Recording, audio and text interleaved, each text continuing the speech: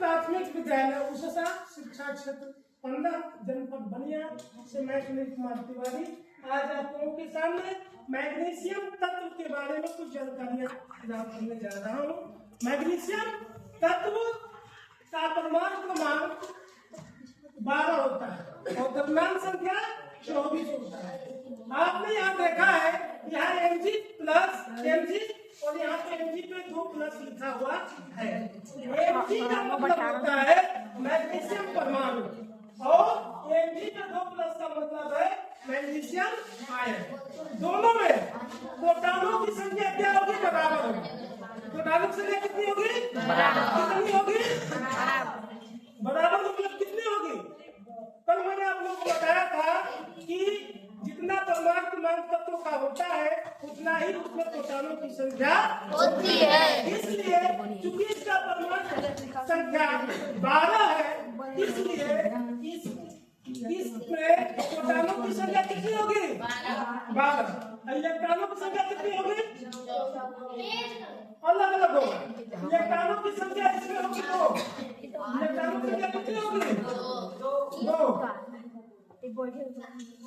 इलेक्ट्रॉनों की संख्या 2 होगा कि 12 होगा?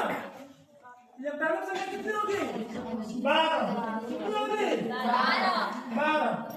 और मैग्नीशियम आयन इलेक्ट्रॉनों की संख्या कितनी होगी? बताओ जी कोई? इलेक्ट्रॉनों की संख्या कितनी होगी?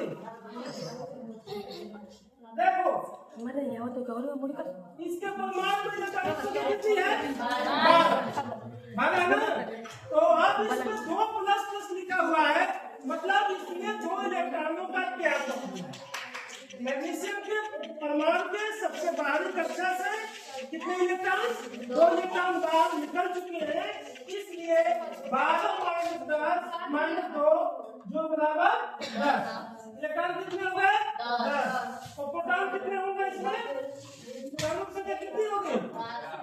ना प्रोटॉन 12। इसमें इलेक्ट्रॉन कितना होगा? 12। प्रोटॉन 12।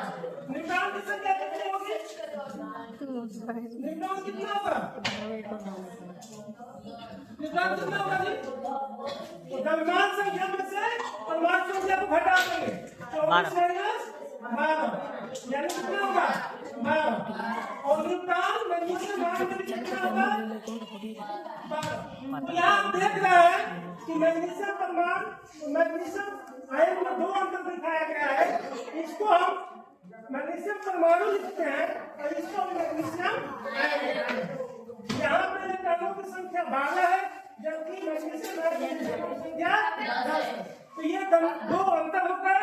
2 समानताएं क्या होगी?